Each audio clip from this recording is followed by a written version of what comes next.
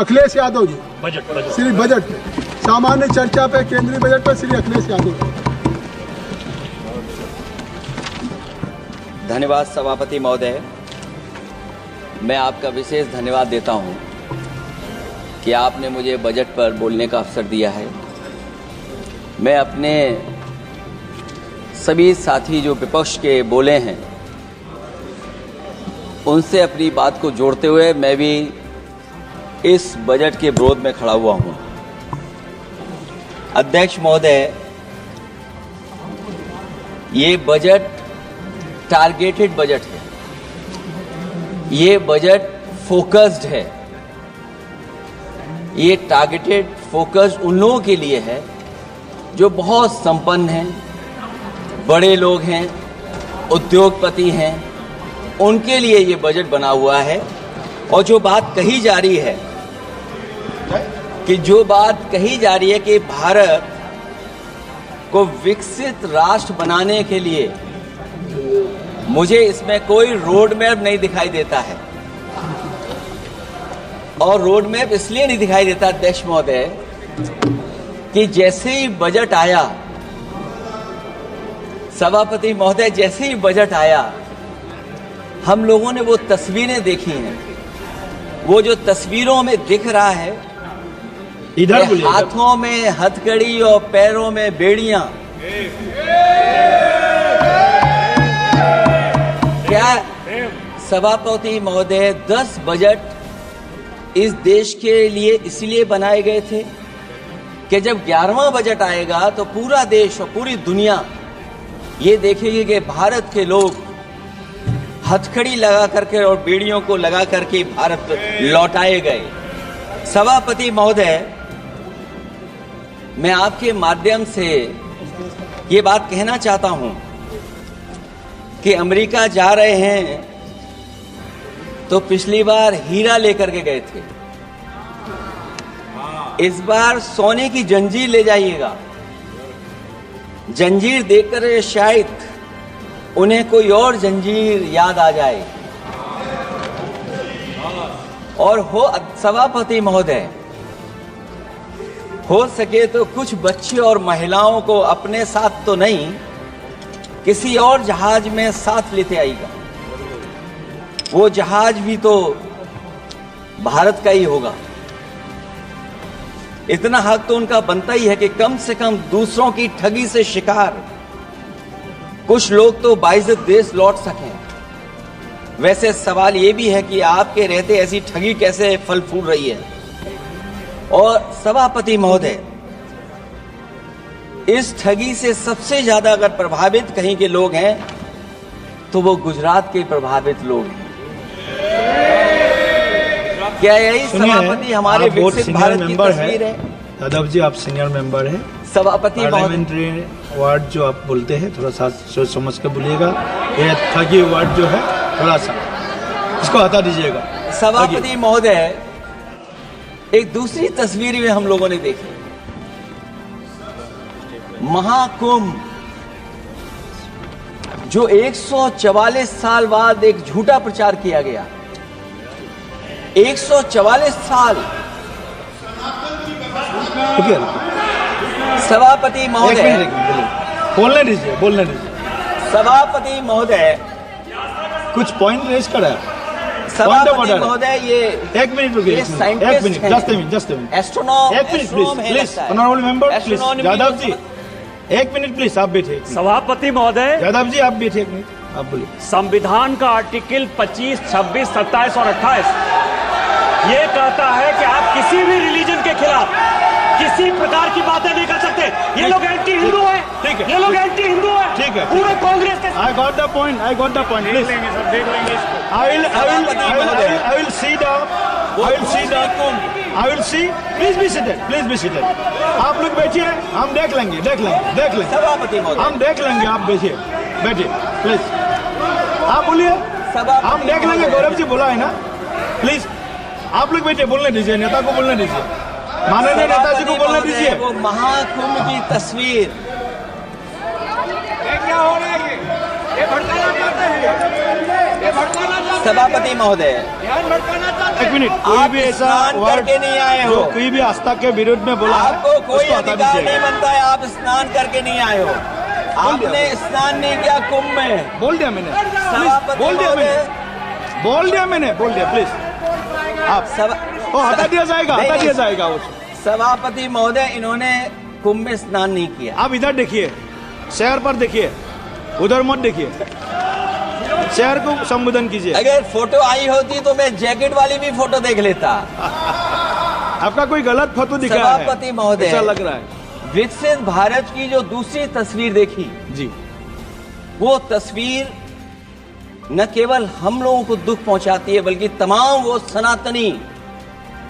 सनातन को स्वीकार करने वाले लोग, उनको दुख पहुंचाया होगा। सभापति महोदय, अगर लोग तकलीफ में रहे, परेशानी में रहे, और ये पहली बार हुआ होगा ऐसा कि लोग 300 किलोमीटर के जाम में फंस गए, न केवल एक मुख्यमंत्री सभापति महोदय, उन्हें दो मुख्यमंत्रियों को लगाना पड़ा कि कैसे जाम रुक जाए। सभापति, इसके साथ साथ इन्हीं के संगठन के लोगों को जब लगा कि वो व्यवस्था नहीं बना सकते, तो इतने दिनों बाद इनके संगठन के लोगों की अपील है कि भारतीय जनता पार्टी के कार्यकर्ता बाहर आए और लोगों को सुविधा दें, परेशानी दें। ये बात तब सभापति आई है जब लोग दुख, तकलीफ, परेशानी की वजह से इनके खिलाफ चिल्लाने लगे, इनके खिलाफ बोलने लगे। सभापति महोदय, मैं ये पूछना चाहता हूं, जिस स्नान के लिए प्रधानमंत्री गए हो, देश के राष्ट्रपति गए हो, उपराष्ट्रपति गए हो, मंत्री गए हो, क्या यही विकसित भारत की तस्वीर होगी जिसमें आप ट्रैफिक मैनेज नहीं कर पा रहे हैं? आप हर शहर में ये कहा गया कि कोई शहर से निकले नहीं, सब के सब वहीं पर रुक जाएं, आगे नहीं जा सकते, दर्शन नहीं कर सकते। अगर ये सच्चाई नहीं है सभापति महोदय, सब बॉर्डर सील हुए हैं, जितना भारत के लोग सब बॉर्डर सील हुए हैं, और फिर चांद पर पहुंचने का क्या फायदा जब जमीन की समस्याएं न दिखती हों आपको, जमीन की समस्याएं न दिखती हों।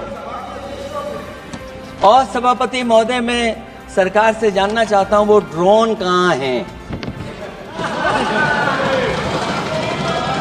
वो जो डिजिटल इंडिया की बात कही गई थी, वो कहां है? जो लोग अभी तक इस बात की डिजिट नहीं दे पा रहे हैं कि कितने लोगों की जान गई है, कितने लोग वहां पर खो गए हैं। सभापति महोदय, इधर विज्ञापन और कार्टूनों की बड़ी चर्चा हो रही थी।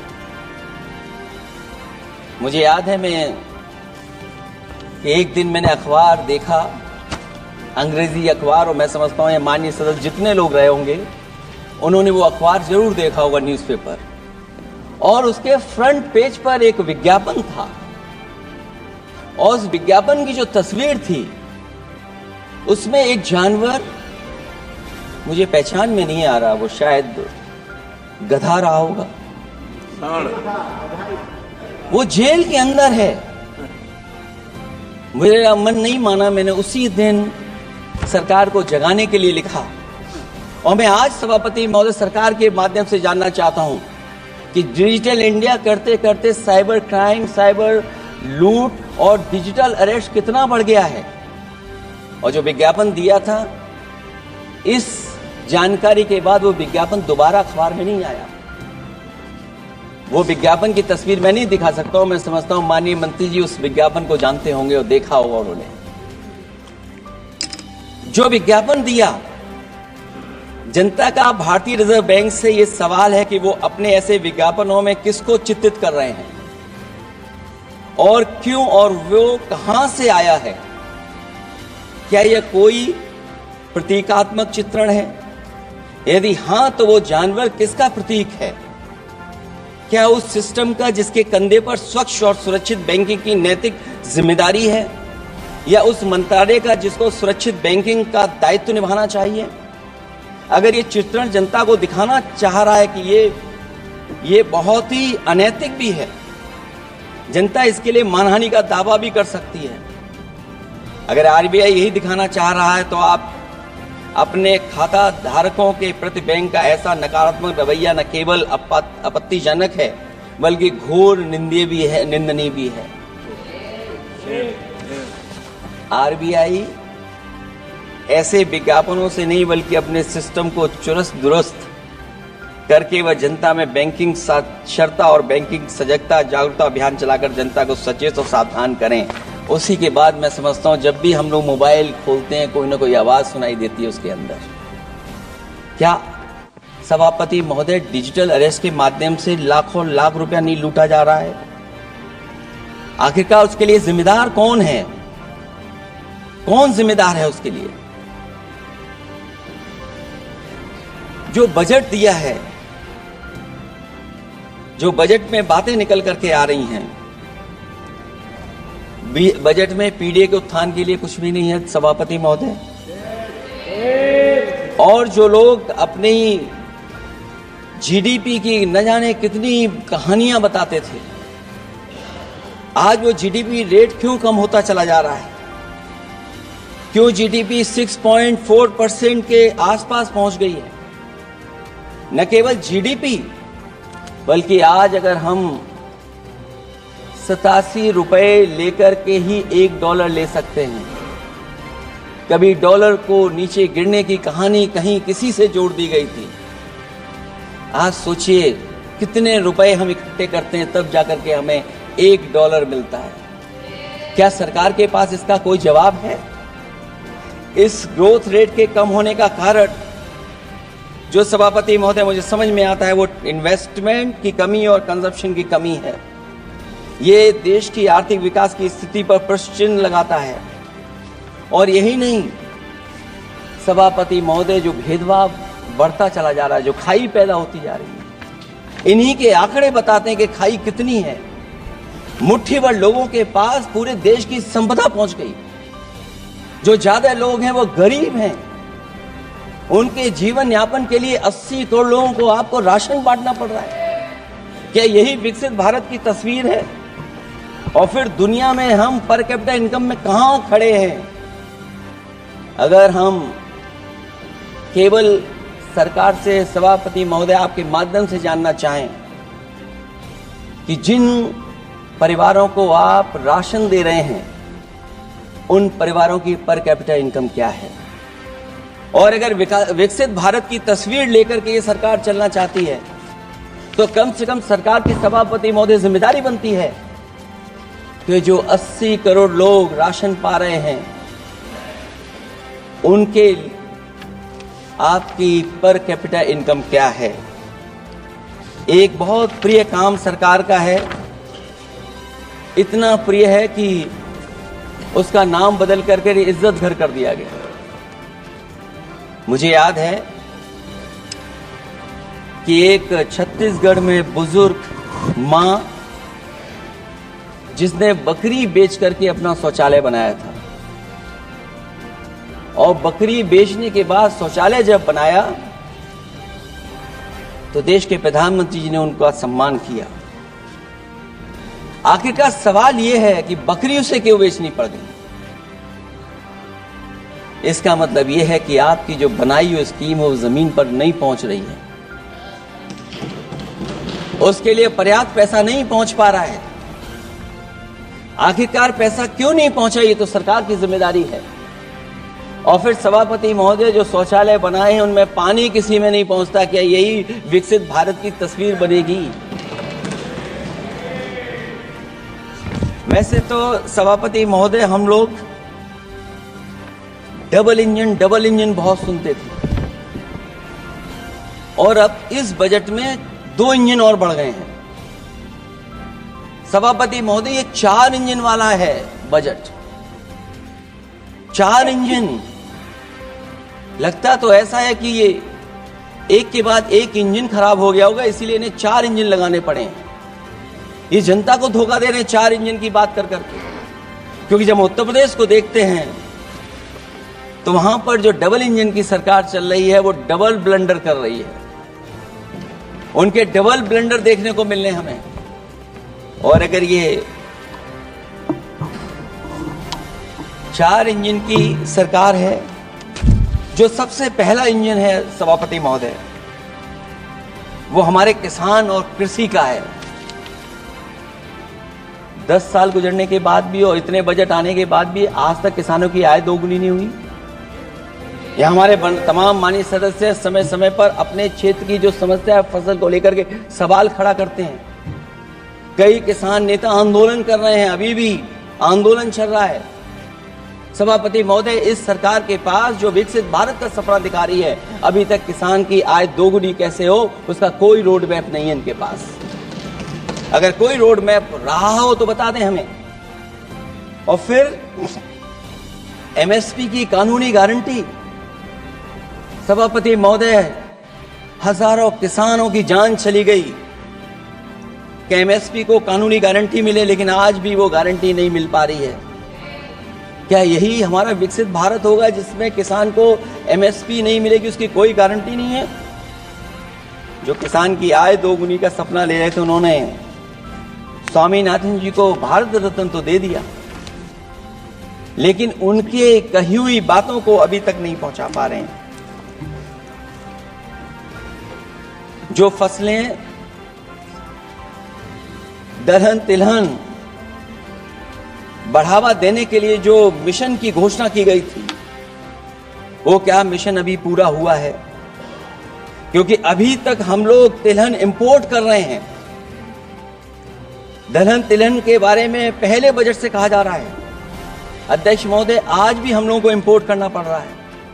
और उसका परिणाम यह है कि हम अपने किसानों को जो लाभ देना चाहते हैं वो नहीं लाभ दे पा रहे हैं। प्रधानमंत्री धन धान कृषि योजना 100 पिछड़े जिलों के लिए घोषित हुई है, लेकिन इसके लिए कोई बजट नहीं दिया गया है। फल और सब्जी का उत्पादन को बढ़ावा देने के लिए भविष्य में योजना बनाई जाएगी। यही 4 इंजन की बजट है कि फल और सब्जी के लिए बाद में बजट बनाया जाएगा, बाद में बजट घोषित होगी, पॉलिसी क्या होगी वो बाद में तय होगा। कृषि क्षेत्र में रिसर्च और डेवलपमेंट के लिए अधिक धन की आवश्यकता है, शायद इस बजट में अध्यक्ष महोदय वो नहीं दिखाई दे रहा है।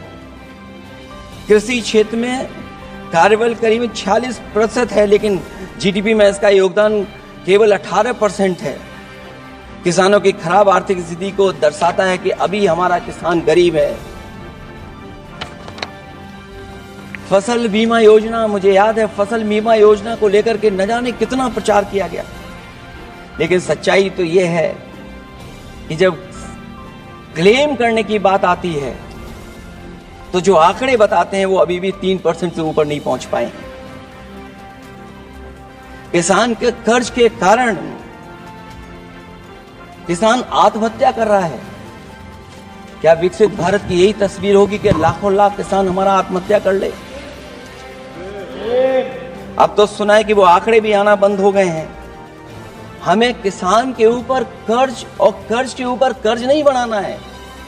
जिस तरीके से आप बड़े बड़े उद्योगपतियों का ध्यान रखते हैं कि उनका समय समय पर कर्ज माफ करते हैं, मुझे पूरा भरोसा है कि हमारे देश के किसानों का भी कर्ज माफ होना चाहिए, उनको कर्ज से मुक्ति दिलाना चाहिए। अगर क्लाइमेट चेंज की बात होगी तो सबसे पहले असर अगर किसी पे पड़ेगा तो सबसे पहले प्रभावित अगर कोई होगा तो हमारा किसान प्रभावित होगा। उसके लिए क्या आपके पास रोड मैप है? हमारे माननीय सदस्यों ने बहुतों ने कहा है जीएसटी को लेकर के न जाने क्या क्या सरकार बनाती है और जीएसटी से लगातार व्यापारियों को उलझा रही है। जब तक जीएसटी के बारे में व्यापारी समझ पाता है तब तक जीएसटी को बदल देते हैं, तरीका बदल देते हैं। अभी भी किसानों के जितने भी इक्विपमेंट हैं उनमें 18-12% जीएसटी लिया जा रहा है। कम से कम अगर विकसित भारत का सपना ये सरकार देख रही है तो सभी के सभी एग्रीकल्चर इक्विपमेंट जो हमारा किसान इस्तेमाल करता है उस पर 0 जीएसटी होनी चाहिए। मैन्युफैक्चरिंग सेक्टर को बढ़ावा देने के लिए और कई योजनाएं सरकार लाई है। भंडारण की सुविधा किसको मिल रही है? सभापति महोदय, भंडारण को लेकर के भी सरकार का कोई रोड मैप जरूर होना चाहिए। ये कैसी अर्थव्यवस्था है अध्यक्ष महोदय, जहां पर अर्थव्यवस्था को तो हम तीसरे नंबर पे पहुंचा रहे हैं, लेकिन नौकरी और रोजगार उसके पास नहीं है। ग्रोथ है, ग्रोथ बताना चाहते हैं, लेकिन रोजगार और नौकरी नहीं है। जो इनके मैन्युफैक्चरिंग के तमाम मिशन थे, नेशनल मैन्युफैक्चरिंग मिशन, जब तक इन्वेस्टमेंट का वातावरण नहीं सुधरेगा तब तक इन्वेस्टमेंट नहीं हो सकता। हमारा नेशनल मैन्युफैक्चरिंग मिशन आगे नहीं बढ़ सकता। दूसरा इंजन इन्होंने बताया एमएसएमई, और एमएसएमई को लेकर के बहुत चिंता व्यक्त की। बजट भाषण में एमएसएमई सेक्टर को विकास का द्वितीय इंजन बताया गया, जो सही है, परंतु एमएसएमई के विकास के लिए बजट में कोई विशेष व्यवस्था नहीं की गई है। भारत में एमएसएमई के क्षेत्र में 11 करोड़ लोगों को रोजगार प्रदान 11 करोड़ लोगों को रोजगार प्रदान करता है, और इसमें सबसे ज्यादा रोजगार मिलता है जो कि हमारी माइक्रो यूनिट्स हैं,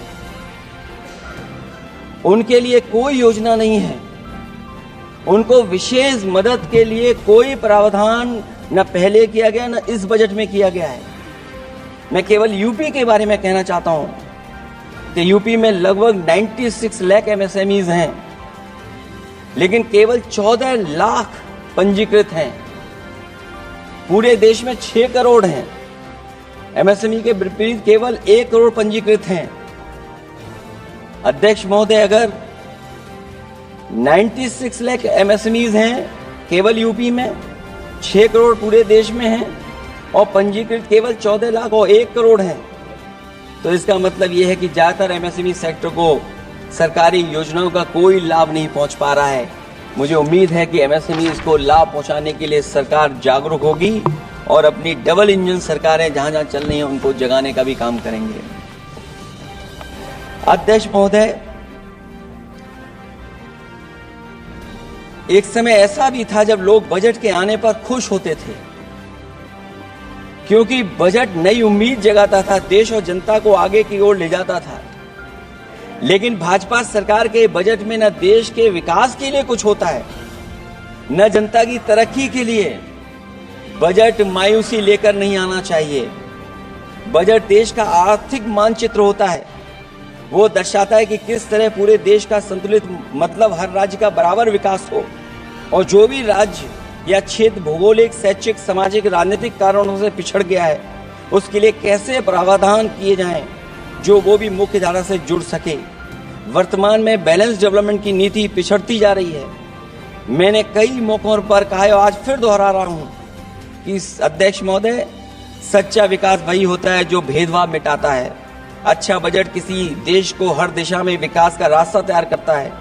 इन्हीं अर्थों में बजट लोकतांत्रिक होता है, जो समाज के हर वर्ग के लिए लाभकारी होता है। ये सबसे आखिरी व्यक्ति को ताकत देकर के उसे आर्थिक मुख्यधारा से जोड़ता है।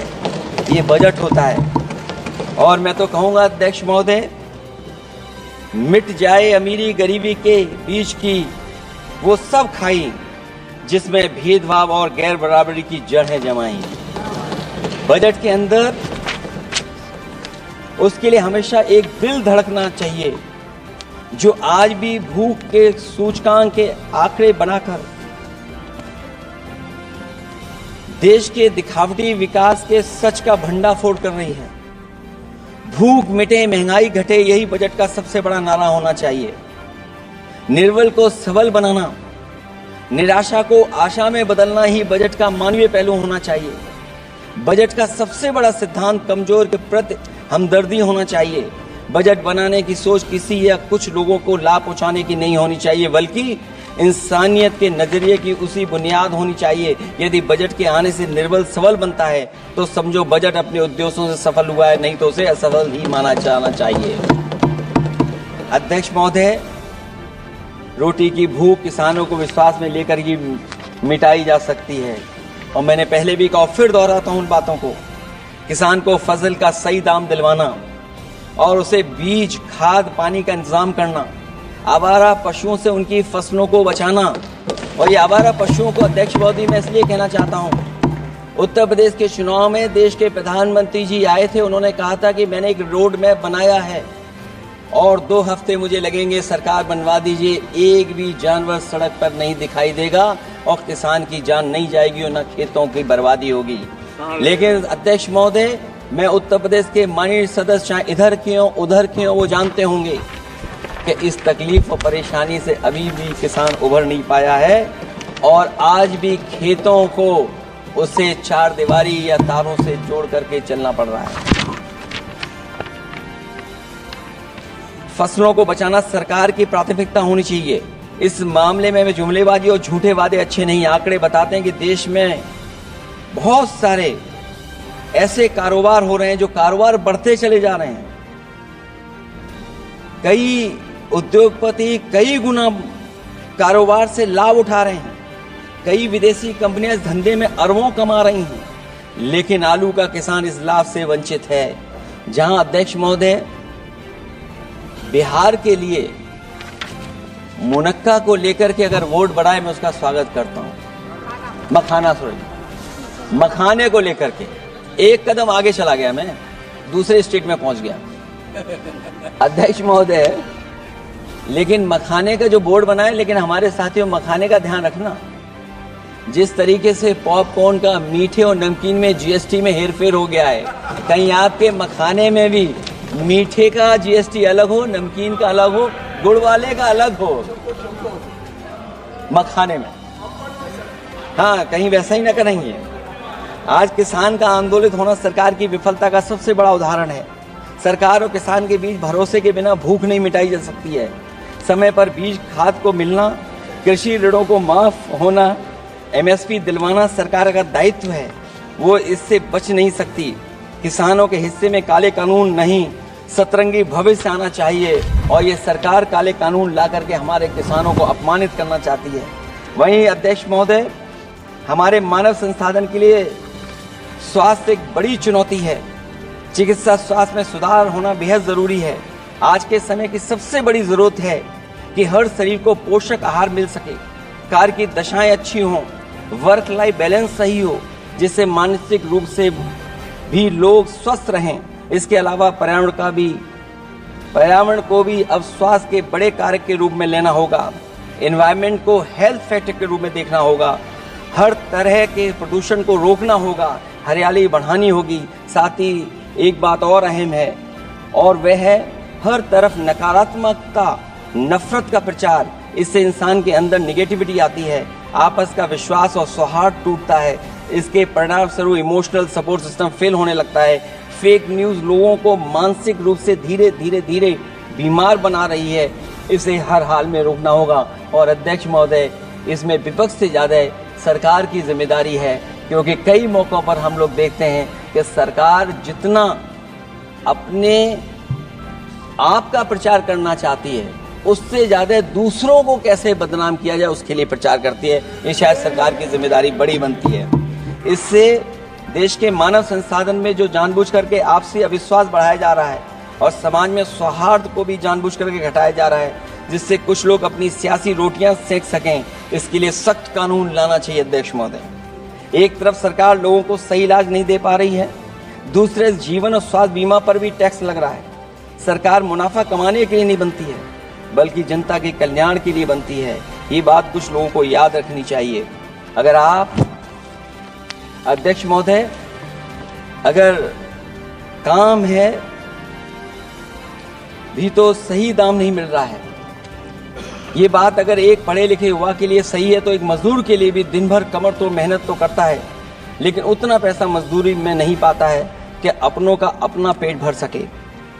आज जबकि देश की अधिकांश आबादी युवा है, ऊर्जा से भरी हुई है, कुछ करना चाहती है, ऐसे में सरकार को सिर्फ ये करना है कि वो देश के कारोबारी वातावरण और व्यावसायिक व्यवस्था का निर्माण करे, लोगों के टैलेंट को पहचाने, उसकी सच में स्किल मैपिंग करे, जिससे युवा को प्रतिभाओं के अनुसार उसको काम रोजगार मिल सके, जिससे युवाओं को देश के निर्माण में अपना योगदान करने का मौका मिले।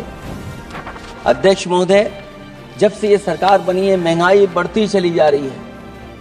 महंगाई कहाँ पहुंच गई है सरकार को बेहतर पता है, आकलन है उनको। इसलिए अध्यक्ष महोदय, महंगाई एक ऐसी समस्या बनकर उभरी है जिसने हर कौर को भारी बना दिया है। जिस तरह सत्ता में बैठे हुए लोग राजनीतिक चंदे के नाम पर कंपनियों से उगाही कर रहे हैं, दरअसल वो भी दामों के बढ़ने का एक बहुत बड़ा कारण है। सरकार ने मुनाफाखोरी की लगाम खोल दी है और मुनाफाखोरों को छुट्टा बैल हो गए हैं। आज़ाद भारत के इतिहास में भी नोटबंदी और जीएसटी दो सबसे बड़े आर्थिक सुधार हैं। सुधार नहीं बल्कि सबसे बड़े आर्थिक विकार बनकर के उभरे हैं। और अध्यक्ष महोदय, मैं याद दिलाना चाहता हूँ, नोटबंदी के समय पर बैंक की लाइन में एक माँ लगी थी गर्भवती, जो बच्चा जन्म लिया उसका नाम हम लोगों ने खजांची रखा है। अब वो काफ़ी बड़ा हो गया है, साइकिल भी चला लेता है। अध्यक्ष महोदय, मैं कहूँगा सरकार से कम उसको ही गोद ले लें आप। अध्यक्ष महोदय, मैं चाहूँगा कि आप उसको गोद ले लीजिए। नाम जब आप गोद ले लेंगे तो नाम भी आप अपने हिसाब से रख पाएंगे। किसी भी आर्थिक सुधार का लक्ष्य ये होता है कि आर्थिक गतिविधियाँ सुचारू रूप से चल सकें और आसान होंगे, जिससे अर्थव्यवस्था दिन दूनी रात चौगुनी तरक्की करे। लेकिन इन सुधारों के आने के बाद से अर्थव्यवस्था की गति कछुआ की चाल जैसी हो गई है, जिसकी प्रमाण है कंपनियों की ग्रोथ का काम होना, उनकी बिक्री का घट जाना, यहाँ तक कि फास्ट मूविंग कंज्यूमर गुड्स भी 2% से ज़्यादा आगे नहीं बढ़ पा रहा है। इसका सीधा मतलब यह है कि लोगों के पास पैसों की किल्लत हो गई है और वो रोज़मर्रा की ज़रूरत तक खर्च नहीं करना चाहते हैं। ऐसे में उनकी बचत कहाँ से होगी, और जब बचत नहीं होगी तो लोग क्या तो खाएंगे और क्या बाजार में लगाएंगे। लोगों में भविष्य को लेकर कितनी अनिश्चितता और चिंता है कि वो अपने जमा पैसे अपने पास ही रखना चाहते हैं। इसलिए व्यापार में बढ़ोतरी नहीं हो पा रही है, बैंकों में भारी किल्लत है, पूंजी का निर्माण नहीं हो पा रहा है और लोग निवेश के लिए आगे नहीं आ रहे हैं। और इसलिए मैं अध्यक्ष महोदय कहना चाहता हूं कि उत्तर प्रदेश सरकार ने एक बहुत बड़ा आयोजन किया था, इन्वेस्टमेंट मीट, 40 लाख करोड़ का एमओयू हुआ। मैं अध्यक्ष महोदय आपके माध्यम से जानना चाहता हूं सरकार से, अध्यक्ष महोदय मैं आपके माध्यम से सरकार से जानना चाहता हूं कि जो अपने आप को डबल इंजन की सरकार कह रहे हैं, वो उत्तर प्रदेश के इन्वेस्टमेंट के लिए क्या सहयोग कर रहे हैं। ये दुर्भाग्यपूर्ण है कि आत्मनिर्भरता की बात करते हुए भी हमारा शेयर बाजार विदेशी निवेशकों पर निर्भर करने लगा है। जब वो पैसे लगा देते हैं तो शेयर बाजार में उछाल आ जाता है, नहीं तो उसे धड़ाम होते देर नहीं लगती है और एक एक दिन में हमारे निवेशकों का लाखों करोड़ों का नुकसान हो जाता है। इसका एक बड़ा शिकार हमारी युवा पीढ़ी भी हो रही है, जो देखा देखी में पैसे तो लगा देती है लेकिन शेयर की खरीद फरोख्त से पैसा कमाने वाले बिचौलियों की गहरी चाल को समझ नहीं पाती है। ये खेल बंद होना चाहिए और जिम्मेदारी सरकार की बनती है कि खेल ये बंद हो। सेबी को अपना काम निष्पक्ष करना चाहिए और अर्थव्यवस्था की निगरानी व्यवस्था सच्ची नीयत के साथ सजग और सचेत होनी चाहिए। सिक्योरिटी मार्केट से बाहर होनी चाहिए। अध्यक्ष महोदय, आज जिस तरह विदेशी निवेशक धीरे धीरे भारतीय बाजार से अपना पैसा बाहर निकाल रहे हैं, वो दर्शाता है कि हमारी अर्थव्यवस्था से अब उनका भरोसा उठ गया है। उन्हें दूसरे देशों से अधिक लाभ कमाने की उम्मीद है, इसलिए वो अपना पैसा यहाँ से निकालकर दूसरे देशों में लगा रहे हैं और हमारा शेयर मार्केट उनकी वजह से हिचकोले खा रहा है।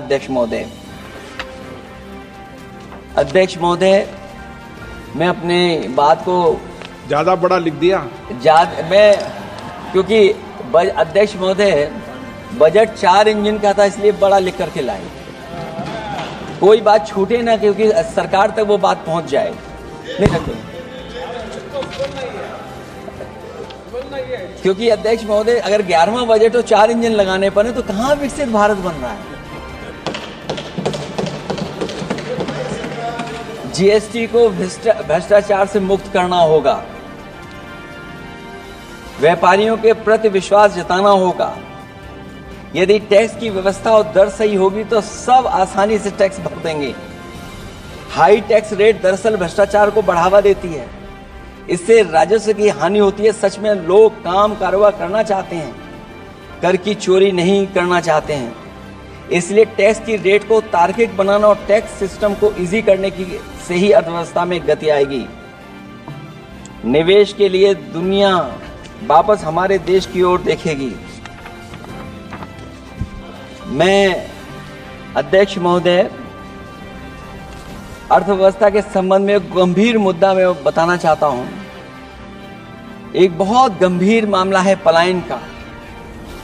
पलायन के मामले में एक बहुत बड़ा विरोधाभास हमारी अर्थव्यवस्था के लिए चुनौती बन रहा है।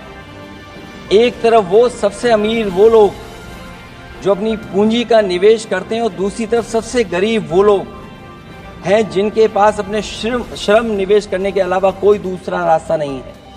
ऐसे हजारों अरबपति बाहर के देशों में ज्यादा उम्मीद देखते हुए अपनी पूंजी लेकर देश छोड़कर जा रहे हैं।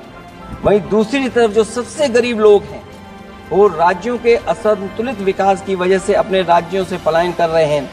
ऐसे इस महा समस्या का सबसे बड़ा शिकार हमारा उत्तर प्रदेश है, जहां नौकरी और अवसरों की भारी कमी है, जहां विकास टीवी अखबारों होर्डिंग में तो दिखता है लेकिन जमीन पर नहीं। जब पूंजी और श्रम के निवेश के लिए आंतरिक वातावरण बनेगा तभी सच्चा विकास होगा। बजट अपने उद्देश्यों को प्राप्त करेगा, अर्थव्यवस्था लाभ के लोभ से मुक्ति होगी और बजट एक लोकतांत्रिक देश के जन कल्याण की सही दिशा में आगे बढ़ेगा। अध्यक्ष महोदय, बजट विकास में तेजी लाने का इसका मतलब यह है कि पिछले 11 सालों के भाजपा ने विकास के लिए कछुए की चाल चली है। जब उन्होंने समावेशी विकास सुनिश्चित करने के लिए संकल्प लिया तो ये बात खुली की हुआ है। मतलब कुछ लोग बेहताशा आगे बढ़ गए हैं और बाकी नीचे की ओर जा रहे हैं। निजी क्षेत्र के निवेश में को नई जान डालने की बात करने का अर्थ ये निकलता है कि भाजपा राज में निजी क्षेत्र बेजान हो गया है। नोटबंदी और जीएसटी के लिए सुधार नहीं विकार साबित हुआ। अध्यक्ष महोदय, परिवारों के मनोभाव में उल्लास भरने की बात करने को स्वीकार कर रही हैं, लोगों को मुस्कुराना बंद कर दिया है। अच्छे दिन न इनके राज में आए हैं और न आएंगे आने वाले समय में भी। भारत के बढ़ते मध्यम मार्ग को खर्च करने की शक्ति को बढ़ाने की बात तो मतलब है कि मध्यम वर्ग के हाथ खाली हैं। आज आप आयकर की बात कर रहे हैं। हम लोगों ने बहुत पहले इस बात की मांग की थी, इसलिए कि 12 लाख के कम से कम उनको कर से। वित्त मंत्री जी ने कहा कि हम सब मिलकर के अधिक संबद्धता लाने और विश्व में अपना स्थान बनाने और अपने राष्ट्र की अनंत क्षमता को बढ़ाने के लिए अपनी यात्रा कर रहे हैं। तो उनकी असली मतलब ये था कि वो बस चल रहे हैं। ये यात्रा निरर्थक है। अगर 11 साल बाद भी मंजिल का अता पता नहीं है तो ये यात्रा कौन सी? अध्यक्ष महोदय, जब आपने कहा कि हमारे सामने प्रतिकूल भू राजनीतिक परिस्थितियां हैं तो अध्यक्ष महोदय ये बताए सरकार कि आपने उन्हीं प्रतिकूलों को क्यों होने दिया, प्रतिकूल परिस्थितियों को क्यों बनने दिया? हमारे संबंध पड़ोसियों से क्यों खराब हुए? हमारी सीमाएं क्यों असुरक्षित हुई? हम क्यों अपनी बात अंतर्राष्ट्रीय पटल पर रखने में कामयाब नहीं हुए हैं? जब आपने कहा कि हमारी अर्थव्यवस्था सभी प्रमुख वैश्विक अर्थव्यवस्थाओं के बीच सबसे तेजी से बढ़ने वाली अर्थव्यवस्था है, तो आप ये क्यों भूल गए कि हमारा रुपया उनके शासनकाल में सबसे निचले स्तर पर पहुंच गया है? सबका विकास का आपका नारा सबका विनाश में कैसे बदल गया है? क्योंकि जब रुपया नीचे जाएगा तो विनाश का ही रास्ता खोलेगा। बड़े से लेकर छोटे उद्योग धंधे दुकानदारी सब चौपट क्यों हो गए हैं? मेक इन इंडिया, मुद्रा योजना, स्किल इंडिया, ये सब नाकामी की किताब के चैप्टर कैसे बन गए? वहाँ सवाल ये कि कैसे व्यापार कारोबार केवल कुछ लोगों के हाथ में ही सिमट गया और बाकी सबका काम धाम क्यों मिट गया? अध्यक्ष महोदय, हम भी मानते हैं कि कोई देश केवल उसकी मिट्टी से नहीं है बल्कि देश उसके लोगों से है, लेकिन आप लोग ये बात सिर्फ कहते हैं, करते नहीं हैं। जनता आपके लिए बस नारे का विषय है। आप कहती हैं कि हमारे लिए विकसित भारत में शामिल हैं गरीबी से मुक्ति, 100% अच्छे स्तर की स्कूली शिक्षा, बेहतरीन सस्ती और सर्वसुलभ स्वास्थ्य सेवाओं तक पहुंच, 100% कुशल कामगार के साथ सार्थक रोजगार, आर्थिक गतिविधियों से 70% महिलाएं और देश को food basket of the world बनाने वाले किसान। अगर ये आपका लक्ष्य है, पर क्या आपके राज्य में अमीरी गरीबी की खाई नहीं बढ़ी? भू के इंडेक्स में हम कहाँ जा पहुँचे हैं? स्कूली शिक्षा का बजट कम नहीं हुआ, स्वास्थ्य सेवाएं महंगी नहीं हुई, यहाँ तक कि अपने स्वास्थ्य बीमा पर भी टैक्स लगा दिया है।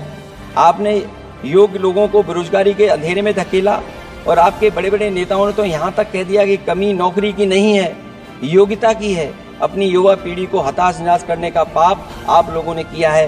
कुशल कारीगर के नाम पर आपने युवाओं को डिलीवरी पर्सन बनाकर छोड़ दिया है। आपके राज्य में महिलाओं के खिलाफ अपराध के आंकड़े बढ़े हैं। ऐसे असुरक्षित माहौल में आप कैसे आर्थिक गतिविधियों में उनकी भागीदारी की बात कर सकते हैं? आपके मंत्रिमंडल में ही कितनी भागीदारी है ये आपसे अच्छा और कौन जानता होगा। रही बात food basket of the world बनाने की बात, तो पहले आपसे आग्रह की आप अपने लोगों की थाली भर दीजिए। ऐसे हवाई जुमले उछालिए कम उछालिए। इनमें अध्यक्ष महोदय, मैं अपनी बात को खत्म करता हुआ इतना ही कहना चाहता हूं कि इस बजट में जिन 6 क्षेत्रों में परिवर्तनकारी सुधार की बात कही गई है, उनमें से कराधान अब तक सफल नहीं होगा जब तक उसे सरल, पारदर्शी और ईमानदार नहीं बनाया जाएगा। जब तक विद्युत क्षेत्र को निजी हाथों में सौंपकर मनमानी वसूली से रोका नहीं जाएगा। शहरी विकास के नाम पर जब तक जमीनों कुछ धनवानों के हाथों में कौड़ियों के दाम बेचने का खेल खत्म नहीं किया जाएगा। खनन के नाम पर जब तक जल, जंगल, जमीन पर आदिवासी पारंपरिक अधिकार की हकमारी की हेराफेरी रोकी नहीं जाएगी और जब तक वित्तीय क्षेत्र और विनियामक सुधार की निष्पक्ष कोशिश नहीं की जाएगी। अंत में मैं अध्यक्ष महोदय इतना ही कहना चाहूँगा कि असली तरक्की है वही जो हर फर्क मिटाती है। असली तरक्की है वही जो हर फर्क मिटाती है, जो हर तरफ खुशहाली के गुलशन खिलाती है। इन्हीं शब्दों के साथ अध्यक्ष महोदय मैं धन्यवाद देना चाहता हूं। मैं इस बजट का विरोध करता हूं। ये रोड मैप कहीं नहीं दिखाता है कि जिससे विकसित भारत बने। बहुत